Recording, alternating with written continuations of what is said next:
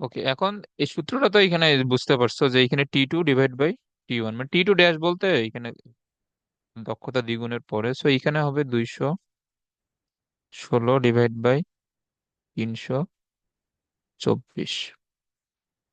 তো এমএস এর মান তো দেয়া নাই, ওইটা ওইভাবে রাখতে হবে। সো লন 216/324। আচ্ছা, এইখানে এই যে এই জিনিসটা তো কালকেও বলছিলাম, এটা এমসিকিউ এর জন্য অবশ্যই মাথায় রাখবে, যদি সেম প্রশ্ন যদি এমসিকিউ আসে। এখন এই তোমাকে বললো যে তাপগ্রাহকের এই তাপমাত্রা যদি আমরা হ্রাস করি, তাহলে এন্ট্রপির এই যে তোমার এন্ট্রপি বাড়বে নাকি কমবে। সো এখন এইখানে এই খেয়াল করো, এই মানটা আসতেছে -0.405 ইন্টু এম এস। ওকে, এটা তো কালকে ওই বলছিলাম, যদি লনের ভিতরে ভগ্নাংশ আসে, মানে একের থেকে ছোট মান আসে, তাহলে ওইটা ওইটা তোমার লন এই তোমার ভগ্নাংশ মান কি আসবে, একটা মাইনাস মান আসবে না। এ- এটা মনে হুম। রাখবা। তো এখন এখানে এই যে এন্ট্রপির পরিবর্তন ঋণাত্মক, এখন পরিবর্তন ঋণাত্মক এই যে মানে কি এন্ট্রপি বাড়বে নাকি এই যে কমবে বলো।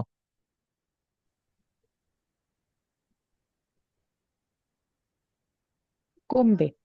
হ্যাঁ, তাহলে এখানে এন্ট্রপি কমবে। এটা কিন্তু এমসিকিউ এর জন্য অবশ্যই মাথায় রাখবা, এন্ট্রপি কমবে। তোমার এটা মাথায় রাখলেই হবে যে লনের ভিতরে তোমার এক থেকে ছোট মান আসলে ওইটা মাইনাস মান দিবে। সো মাইনাস এন্ট্রপির পরিবর্তন মাইনাস মানে কি এন্ট্রপি পূর্বের তুলনায় হ্রাস পাইছে। ওকে,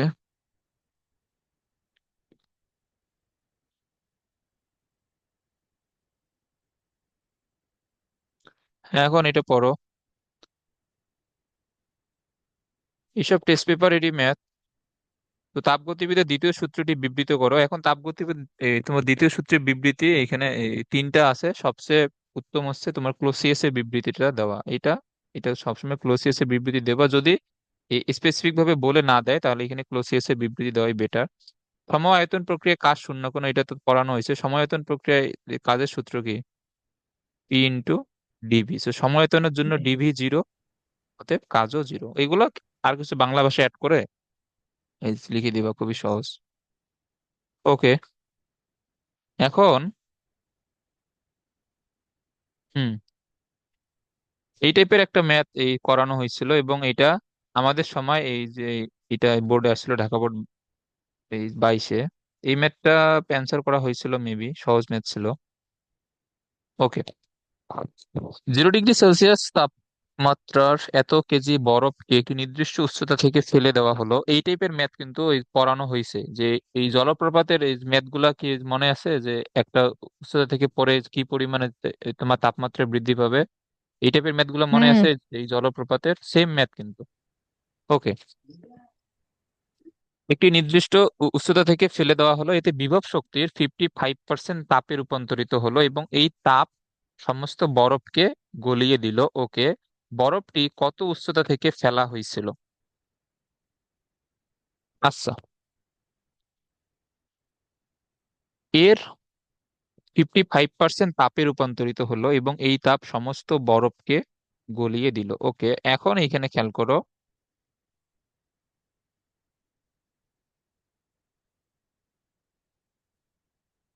আমাকে প্রথমে বের করতে হবে বরফ গলনের প্রয়োজনীয় তাপ।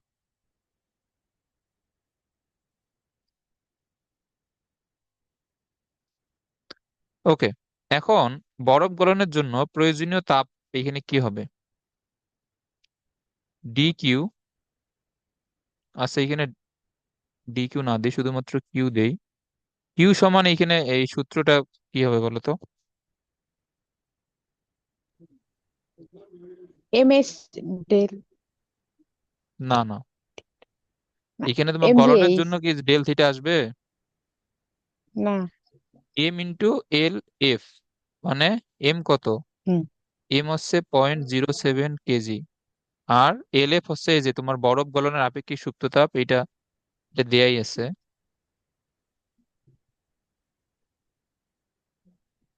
3.36 ইন্টু 10⁵।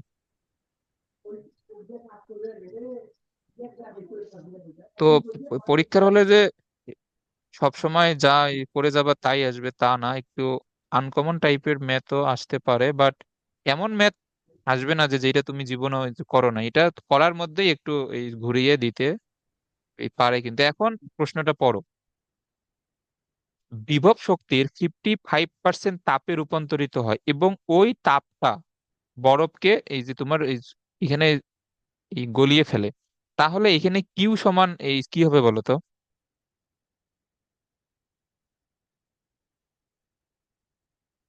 এখানে এম এই কিউ সমান কি হবে বলো? এম জি এইচ এর 50%, 55%। হ্যাঁ, তাহলে কিউ সমান হচ্ছে 55% ইন্টু কত, এমজিএইচ না?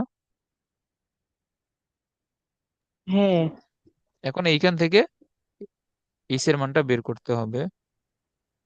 সো সিম্পল একটা ম্যাথ, বাট এগুলা একটু মানে ভালোভাবে খেয়াল করলে এগুলো পেরে যাবে। তো 55% মানে 0.55।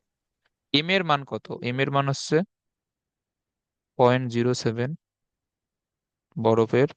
জি হচ্ছে 9.8। এইচ। ওকে।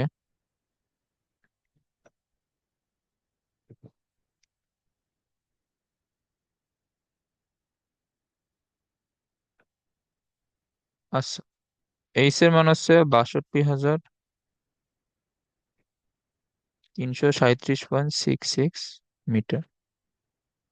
ওকে। ম্যাথ সহজ আছে, বাট এটা এই পরীক্ষার হলে মানে হুট করে দেখলে একটু ইয়া হইতে পারে। তো সহজ ম্যাথ। তোর এত বাবা আচ্ছা,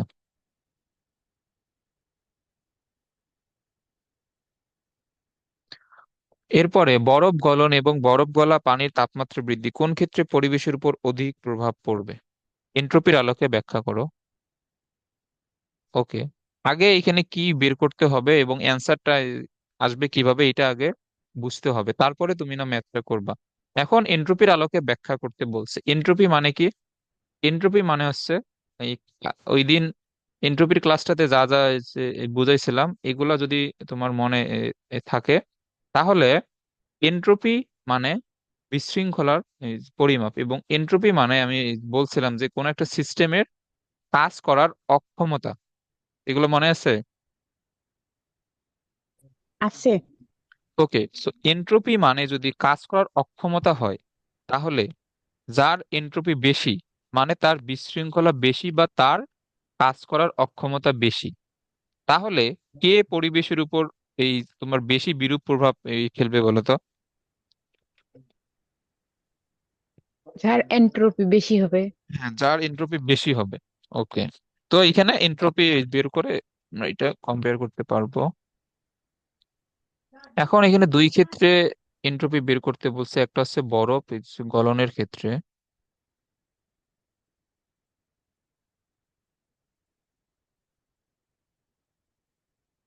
এখন বরফ মানে শুধুমাত্র এই যে তোমার গলার ক্ষেত্রে এন্ট্রপি পরিবর্তনের সূত্র এই কোনটা হবে? DQ/T। হ্যাঁ, এটা হচ্ছে M × LF/T।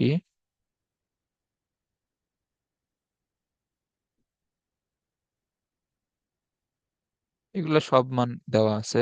আর এটা হচ্ছে 273 কেলভিন, 0 ডিগ্রি সেলসিয়াস যেহেতু।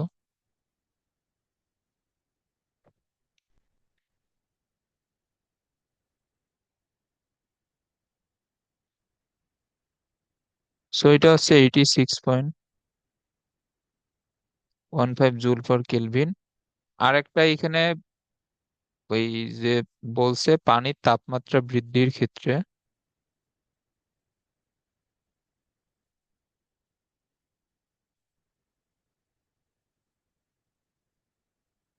ওকে, তো এখন এই যে পানির তাপমাত্রা বৃদ্ধির জন্য, যেহেতু এখানে তাপমাত্রা বৃদ্ধি বলেই দিছে, সো সূত্র হচ্ছে এমএস। Loan T2/T1। ওকে, তো এম হচ্ছে সেমই থাকবে। এখন এটা হচ্ছে তোমার বরফ গলনের পরে পানির তাপমাত্রা। এখন কিছু সময় পর পানির তাপমাত্রা 5 ডিগ্রি সেলসিয়াসে উন্নীত হলো। ওকে, তাহলে এখানে যেহেতু পানির ক্ষেত্রে আপেক্ষিক তাপ হবে 4200। লন তোমার আগে ছিল কত, 273 বা 0 ডিগ্রি সেলসিয়াস, এখন 5 ডিগ্রি সেলসিয়াসে গেলে এটা কত হবে? 278। ওকে, আচ্ছা এটা কয় নম্বর প্রশ্ন? 1 নম্বর। আচ্ছা এটা আমি এগুলা অ্যান্সার গুলো এখানে দেখে লিখে দিই, তাহলে সময় কম লাগবে এখানে ক্যালকুলেশনে। ওকে, এটা আসে তোমার 5.336।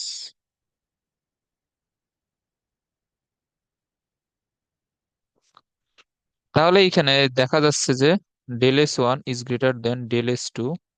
তাহলে এখানে কি হবে, এই যে প্রথমটার জন্য তোমার পরিবেশের উপর প্রভাব বেশি হবে না, প্রথম প্রক্রিয়ার হুম, প্রভাব বেশি। ওকে, সিম্পল ম্যাথ এগুলো। এরপরে এটা পড়ো। এইটা তোমাদের দিনাজপুর বোর্ডে আসছে 2022 সালে।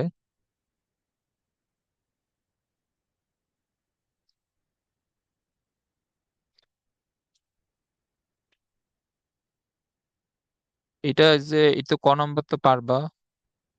ও, এটা হচ্ছে অন্তস্থ শক্তি বা অভ্যন্তরীণ শক্তি একই। কার্নোর ইঞ্জিনের কার্যনির্বাহক বস্তু পরিবর্তন করলে ওই ইঞ্জিনের দক্ষতার কোনো রূপ পরিবর্তন হবে না কেন?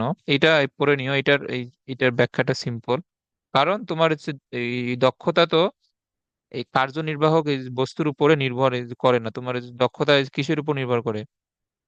তাপমাত্রা অথবা গৃহীত তাপ এবং বর্জিত তাপের উপর, মানে তোমার সূত্র আর কি যে হিসেবে আছে। তো এখানে এগুলা ব্যাখ্যা এগুলা বই থেকে এখান থেকে পড়ে নিও। ওকে, এখন এখানে বলছে যে এবি পথে কৃত কাজ।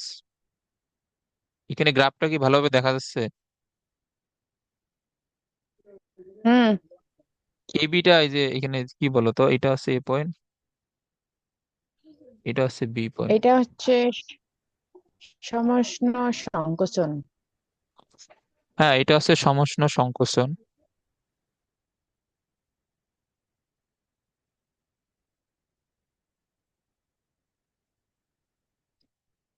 তো এবি দ্বারা সমষ্ণ সংকোচন এইখানে এই যে এখানে বোঝানো হয়েছে। ওকে, তো এখন এখানে এই তোমার কাজের সূত্র কি হবে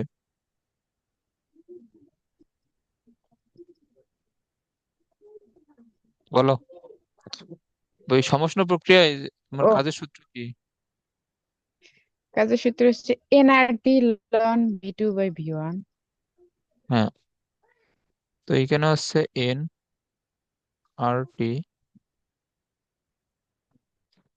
লন V2/V1। ওকে, সো এখন এই যে এখানে এখানে মূল সংখ্যা দেয়াই আছে 1.6। আর যদি মূল সংখ্যা দেয়া যদি না থাকতো তাহলে কিন্তু বের করে এই নেওয়া লাগতো কিন্তু PV is equal to NRT দিয়ে। এখন এইখানে আমরা PV is equal to NRT এ এ বিন্দুতে যেহেতু আমরা টেম্পারেচার দেওয়া আছে, তো আমরা এ বিন্দুর জন্য PV is equal to nRT সূত্রটা ইউজ করতাম। তাহলে এখানে পি কি হইতো, এ বিন্দুতে চাপ 2 ATM দেওয়া, তারপর আয়তন হচ্ছে এ বিন্দুতে এই দেয়া আছে, আর এর মান তো জানো, তারপর টি তো দেয়া আছে, এখান থেকে এন এর মানটা বের করে নিতে যদি দেওয়া না থাকতো। ওকে,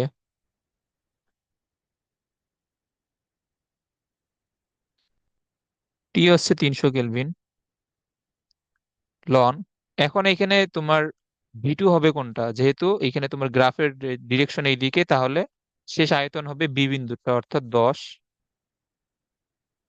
আর এই V1 কোনটা হবে, 20 হবে না?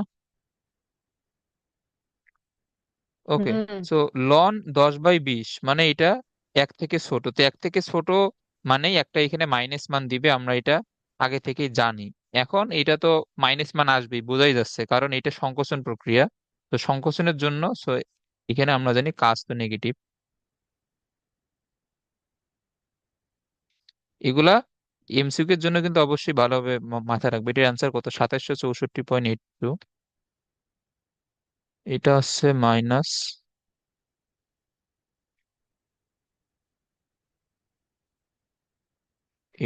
জুল। ওকে। উদ্দীপকের চক্রীয় প্রক্রিয়ায় এন্ট্রপির পরিবর্তন শূন্য হবে কি না?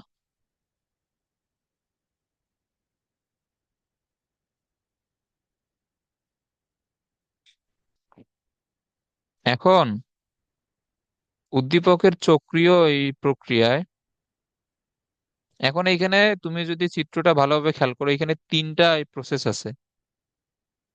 আচ্ছা ধরো আমি এইখানে চিত্রটা একবার আঁকাই, তাহলে বুঝতে পারবা। এইখানে, এইখান থেকে একটা গ্রাফ আছে। আবার, আচ্ছা এটা একটু বড় করে আঁকাই। এ- একটা গ্রাফ আছে এইরকম, ধরো একটা আছে এইরকম, একটা ধরো এইরকম, আর একটা কিন্তু এইরকম একটা গ্রাফ আছে।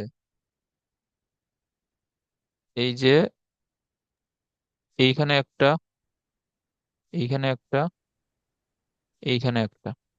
এটা সি, এটা বি, এইটা এ। সো এ থেকে সি, এটা এই কোন প্রসেস? এ থেকে সি? সমষ্ণ প্রসারণ। না না, এ থেকে সি। এ থেকে সি।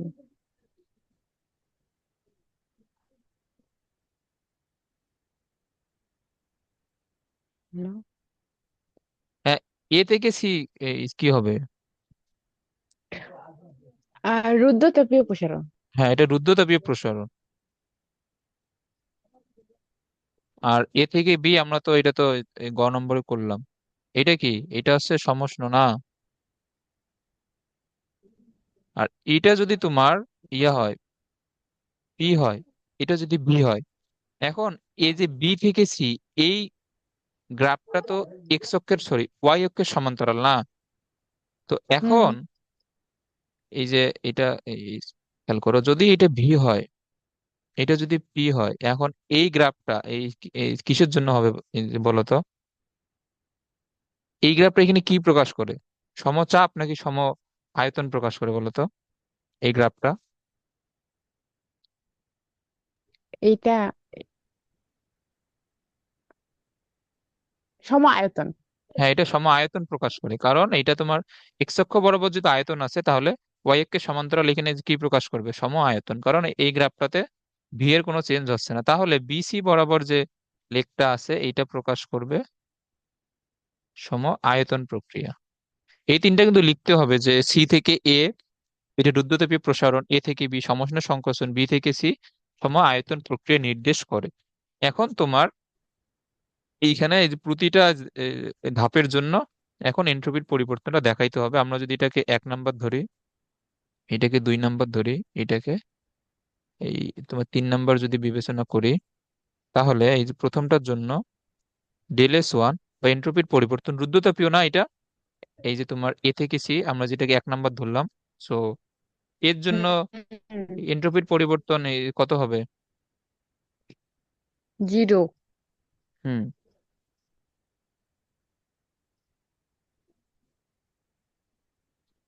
তো এর জন্য হচ্ছে এন্ট্রপির পরিবর্তন জিরো। ওকে, 2 নাম্বার হচ্ছে সমষ্ণ সংকোচন। তো এর জন্য এন্ট্রপির পরিবর্তনের সূত্র কি হবে? D Q D by Q by T. T. Okay, but এইখানে কি ডি কিউ দেয়া আছে? হ্যাঁ, ডি কিউ এইখানে দেয়া নেই। তাহলে এ থেকে বি, আচ্ছা আমরা তো এটা এখন দেখো, এখন এখানে অনেকগুলা কনসেপ্ট এখানে কাজে লাগাইতে হবে। সমষ্ণ প্রক্রিয়ার জন্য কে কে জিরো হয় বলো তো, সমষ্ণ প্রক্রিয়ার জন্য?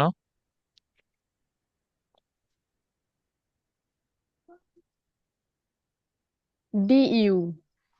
হ্যাঁ, এবং মেইন সূত্রটা আমাদের এই তোমার ছিল কি, ডি কিউ সমান D U plus D W, এটা ছিল না? হুম। ওকে, তো ডিইউ তো জিরো সমষ্ণ প্রক্রিয়ার জন্য,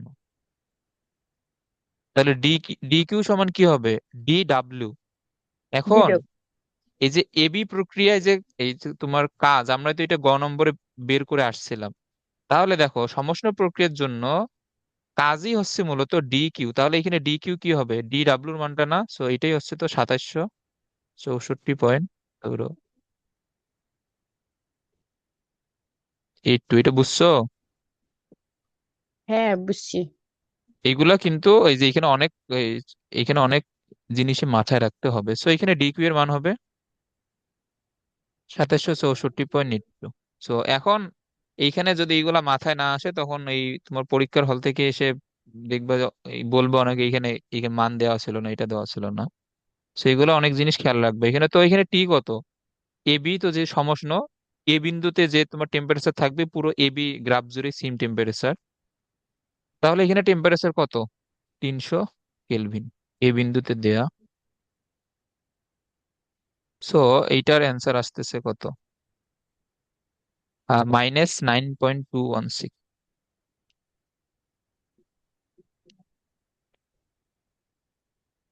এত জুল পার কেলভিন। ওকে, এখন আগের সবগুলো সূত্র যদি মনে থাকে, এটা আমাদের এই যে তোমার এই 3 নম্বরেও কাজে লাগবে। ওকে, সো এখন তোমার 3 নম্বরের জন্য সম আয়তন। আচ্ছা, সম আয়তন এই প্রক্রিয়ায়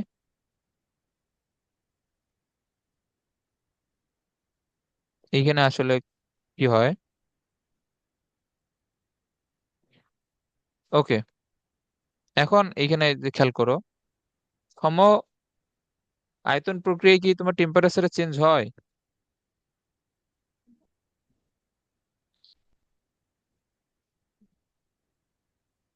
হয়তো। হ্যাঁ, সম আয়তন প্রক্রিয়ায় কিন্তু টেম্পারেচারের চেঞ্জ হয়। আচ্ছা, এখন সম আয়তন এই প্রক্রিয়ায় যদি টেম্পারেচারের চেঞ্জ হয়, আচ্ছা এই ম্যাথটা দাঁড়াও, আমি এইখানে কি জায়গা হবে আদৌ? না, এখানে হবে না, ওয়েট, আমি আরেকটা পেজ নিয়ে আসি। এই যে এই ম্যাথটা খুবই ভালোভাবে বুঝবা, কারণ সমায়তনের এই জন্য কিন্তু আমরা এখন পর্যন্ত এন্ট্রপির পরিবর্তন শিখি নাই।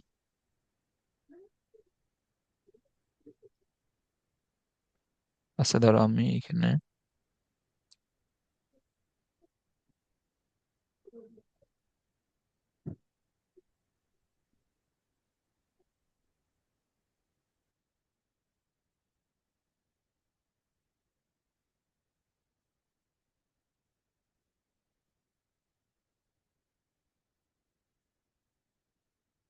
ধরো,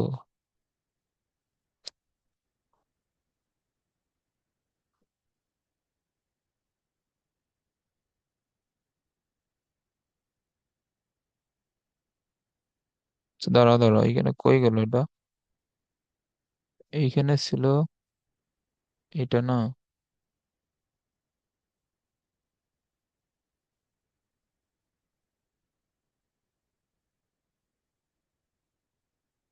আচ্ছা,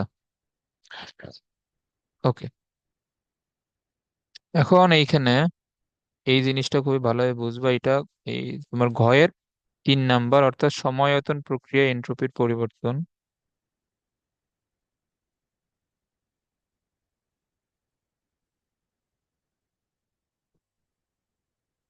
ডেল্টা এস মানে সমায়তন প্রক্রিয়া এন্ট্রপির এই পরিবর্তন। ওকে, এখন কালকে যে আমরা নর্মাল একটা সূত্র এই এই এই শিখছিলাম এন্ট্রপির পরিবর্তনের জন্য, যেটা জেনারেল সূত্র ছিল, যে ইন্টিগ্রেশন অফ T1 থেকে T2 ডিকিউ বাই টি, এই সূত্রটা মনে আছে? হ্যাঁ। ওকে,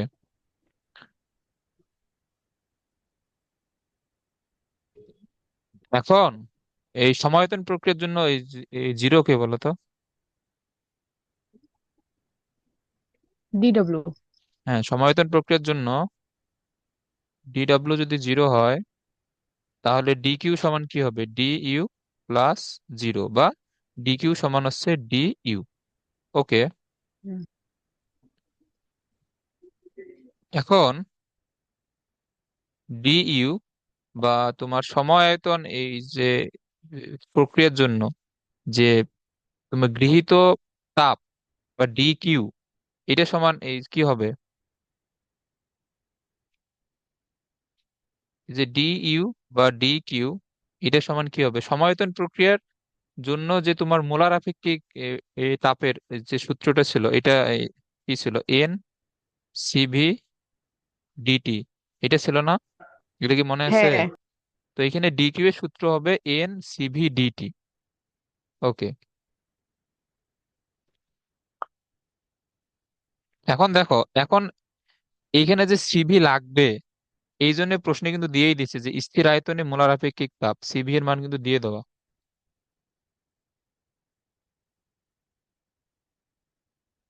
তাহলে এখানে এই কি হবে, তোমার ডি কিউ এর মান এন কত, এন হচ্ছে 1.6,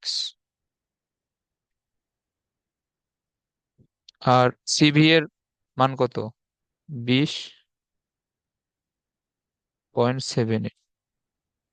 ওকে, এখন ডিটি এখানে তো, এখানে মানে কি, মানে হচ্ছে তাপমাত্রার পরিবর্তন, T2 - T1। এখন এখানে আরো একটা জিনিস লাগবে। ওকে, এখন এইখানে তোমার সমায়তন এই প্রক্রিয়ার যে গ্রাফটা দেওয়া, এটার তোমার তীর চিহ্ন দেখা বি থেকে সি এর দিকে, তাহলে বি বিন্দু হচ্ছে ইনিশিয়াল, সি বিন্দু হচ্ছে ফাইনাল। তাহলে T1 হবে বি বিন্দুটা, T2 হবে সি বিন্দুটা, না? ওকে, তাহলে বি বিন্দুতে টেম্পারেচার, এ বিন্দুর টেম্পারেচার তো সেম, কারণ এ বি ছিল সমষ্ণ গ্রাফ। তাহলে এ বিন্দুতে তোমার টেম্পারেচার যদি হয় 300, তাহলে বি বিন্দুতে অর্থাৎ T1 এর মান হচ্ছে 300।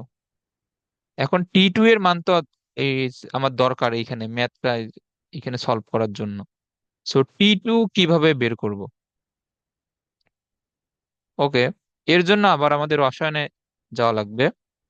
সম আয়তন অর্থাৎ আয়তন স্থির, আয়তন স্থির হলে এই কার সূত্র হয় বলো তো?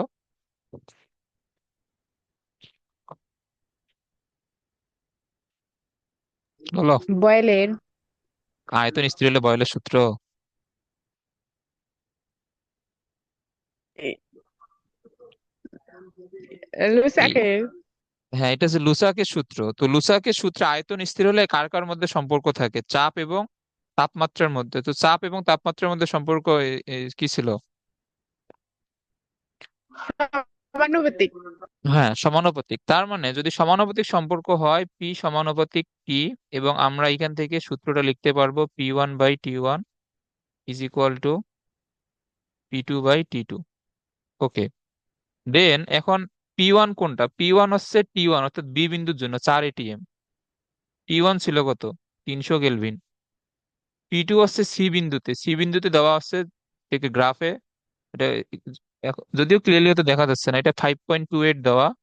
আর T2 এর মান বের করতে হবে। তাহলে T2 300 × 5.28 ডিভাইড বাই 4, এটা আসবে কত, 396 কেলভিন। এখন T2 এর মানটা আমরা পেয়ে গেলাম, এটা আশা করি এই বুঝছো এটা। তো এখন এইখানে আমরা যদি মানগুলা এই যে এইখানে দেওয়ার পরে যে অ্যান্সারটা আসবে, ধরো আমি এটা লিখে দিই, এইখানে তোমার অ্যান্সার আসবে।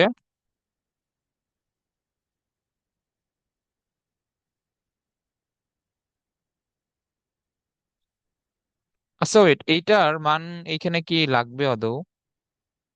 ওকে ওকে, আচ্ছা দাঁড়াও, আমি আগে এটা এটা বের করি।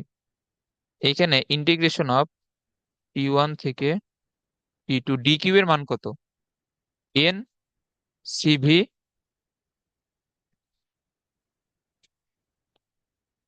ডিটি বাই টি, না এন সিভি ডিটি বাই টি। এখন এন তো ধ্রুবক, সিভি এর মান তো এখানে দেওয়াই, মানে সিভি ও ধ্রুবক, তাহলে এন ইন্টু সিভি বাইরে আসবে। আর এখানে এখানে থাকবে কি, T1 থেকে T2 ডিটি বাই টি। এইটা ওই দিন যদি একটা সূত্র মেবি লিখে দিচ্ছিলাম, এটা যদি মনে থাকে, লন তাহলে এটা ছিল integration of DX by X, এটা কি ছিল, সমান লন এক্স। Loan X. হ্যাঁ, তাহলে N CV integration of dT by T, এটা কি হবে, লন টি হবে না? হ্যাঁ হবে।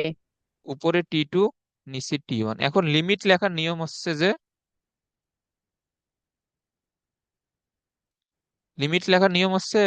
প্রথমে লিখতে হবে আপার লিমিট, মানে তোমার টি এর জায়গায় প্রথমে আপার লিমিট, তারপরে মাইনাস দিয়ে আবার টি এর জায়গায় লোয়ার লিমিট। এটা হচ্ছে নিয়ম। ওকে। এখন এ- এই লনের মধ্যে যে তোমার যদি বিয়োগ থাকে, তোমার তাহলে এটাকে ভাগ আকারে লেখা যায় না? হ্যাঁ। ওকে। সো এটা হচ্ছে তোমার ফাইনাল সূত্র, এই যে তোমার সমায়তন এই প্রক্রিয়ার জন্য। তুমি যদি এত কিছু করতে না চাও ইন্টিগ্রেশন, এটা ডিরেক্ট এটা মুখস্থ রাখতে পারো।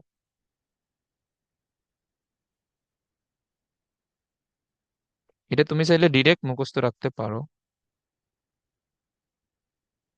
এটা এই কার জন্য? এটা সমায়তনের জন্য। এবং এটা তোমার জন্য মুখস্থ রাখাই সবচেয়ে বেটার হবে। কারণ এই কারণ পরীক্ষার হলে এত কিছু ইন্টিগ্রেশন নিয়ম টিয়ম এগুলা মনে এই যে থাকবে না এগুলা। ওকে। তো এখানে এন এর মান দেওয়া 1.6, সিবি হচ্ছে 20.78, লন 396, আর এটা T1 ছিল 300। আচ্ছা, এখন এখানে এই যে তোমার ডিকিউ এর এই মানটা যে লাগবে না এখানে যদিও। ওকে। বাট এখানে T2 বের করার জন্য যে লুসাকের সূত্র লাগবে এটাও কিন্তু মাথায় আসতে হবে। বাট বোর্ড প্রশ্ন হিসেবে এই ম্যাথটা একটু টাফই আসছে আর কি দিনাজপুর বোর্ডে। কারণ এত জিনিস পরীক্ষার হলে মাথায় না আসাটাই স্বাভাবিক।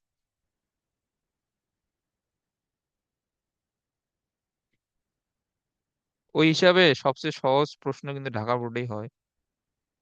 দিনাজপুর বোর্ডে মানে মাঝে মাঝে টাফ কোশ্চেন এগুলো দিয়ে দেয়। সব সময় দেয়। ওকে। তো এখন এখানে খেয়াল করো, এটা 9.23 আসে। আর আমাদের এই তোমার একটা তো রুদ্রতাপীয়, ওইটা ছিল 0। আর ডেল এস টু কত? 9.21, এটা 9.23, ওই সেমই আর কি। এখানে তোমার এইটাও আমরা এটা এটা 9.23 করে দেই।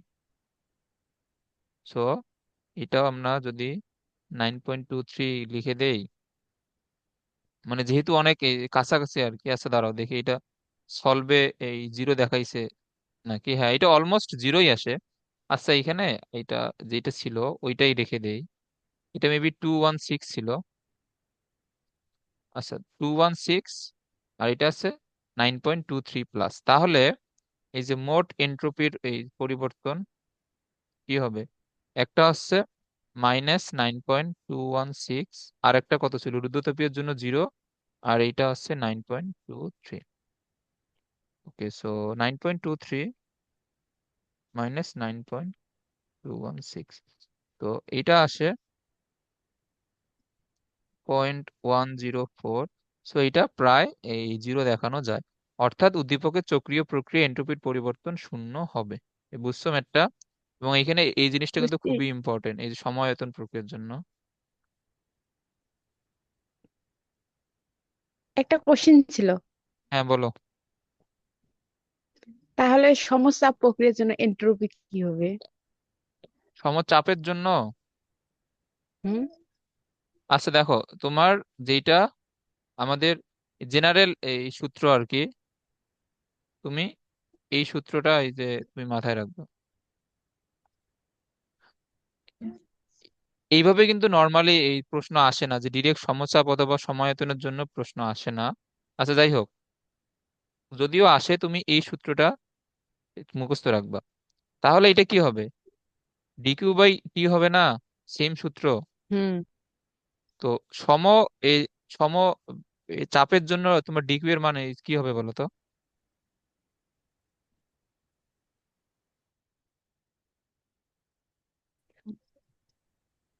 মানে একটু আগেই আমরা যেটা পড়লাম সম আয়তনের জন্য এন সিবি ডিটি, সমচাপের জন্য কি হবে? এন সিপি ডিটি হবে না? হুম। তাহলে সেম তো এখানে সিপি, এটা এই কি হবে? ডিটি বাই টি, না সরি, হ্যাঁ, তোমার ডিটি বাই টি। তাহলে সেম ভাবে এখানে লন এই তোমার কি আসবে? T2 বাই এখানে T1 আসবে না? হুম এটা বুঝছো, সম আয়তন হলে এখানে কি হবে, এন ইন্টু সি ভি। আর সমচাপ হলে কি হবে, হুম এন ইন্টু সি পি। হুম আর আর সমষ্ণ হলে এই কি হবে, সমষ্ণ হলে তো জি, এই যে সরি, DQ/T। আর এই রুদ্ধতাপীয় হলে তো ডিরেক্ট জিরো। হুম আর যদি অন্য কোনো এই প্রসেস হয় তোমার, যে এখানে টেম্পারেচার বৃদ্ধি পাচ্ছে, যেমন এই বরফ থেকে পানি, পানি থেকে বাষ্প, এগুলার ক্ষেত্রে এম এস লন T2/T1। আর সম আয়তন হলে NCV/DT। আর এইখানে হচ্ছে NCP/DT, এটা হচ্ছে যদি সমচাপ, ধরো সমচাপের জন্য। সো এটা এই এগুলা এই লিখে রাখবা। তবে মেন সূত্র হচ্ছে এটা। এখন দেখো, এই যে আমরা যে এম এস লন T2/T1 যে পড়ি, এটা আসলে তোমার তোমার কই থেকে আসে? আচ্ছা, আমি সবগুলা সূত্র এখানে দেখাই, দাঁড়াও। এখন তোমার এটা তো যদি, দেখাইছো। হ্যাঁ তোমার যদি, হ্যাঁ আচ্ছা এটা এমনিতে বলি, যদি তোমার তাপমাত্রা চেঞ্জ হয়, এ- এই সে- সেই ক্ষেত্রে ডিকিউ সমান কি হয়, এম এস ডেল থিটা হয় না, মানে DT hmm divide by T। So দেখো এখানে NCP আছে, তো এখানে এম এস সামনে আসবে, আর তোমার বাকিটা কি হবে, লন এই T2/T1, এটা হবে না? হুম আচ্ছা,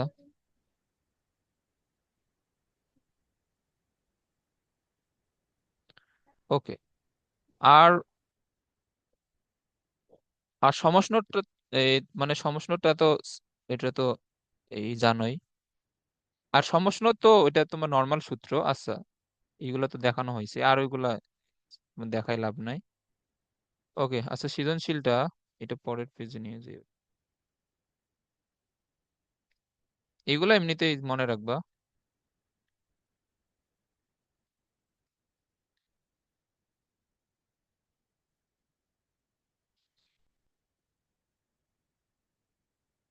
ওকে, এখন এই সৃজনশীলটা এটা পড়ো।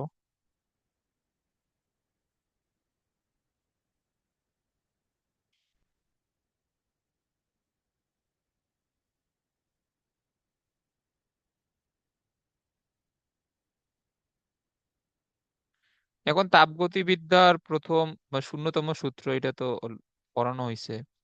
কার্নো ইঞ্জিনের দ্বিতীয় ধাপে তাপমাত্রা হ্রাস কেন ঘটে? এখন লিখবা যে কার্নো ইঞ্জিনের দ্বিতীয় ধাপ হচ্ছে রুদ্রতাপীয় প্রসারণ। সে রুদ্রতাপীয় প্রসারণ হলে কিভাবে তাপমাত্রা কমে, এটা অনেকবারই এটা বলা হয়েছে, এটা এখন পারবা আশা করি। এবি পথে এন্ট্রপির পরিবর্তন। চিত্রে 1 গ্রাম পানি তরল হতে বাষ্পীভূত হবার দুটি স্তর দেখানো হয়েছে। ডি বিন্দুতে বাষ্পের আয়তন দেওয়া আছে। তরল হতে বাষ্পে পরিণত হওয়ার দুইটা স্টেপ দেখানো হয়েছে। তাপমাত্রা। আচ্ছা, এখন তোমার এই এই অক্ষ বরাবর হচ্ছে তোমার টেম্পারেচার, আর এটা হচ্ছে এবি। তাহলে এবি যদি এর সমান্তরাল হয়, মানে এবি গ্রাফ বরাবর কোনো টেম্পারেচারে চেঞ্জ হয় নাই, তো এবিটা এই কি হবে?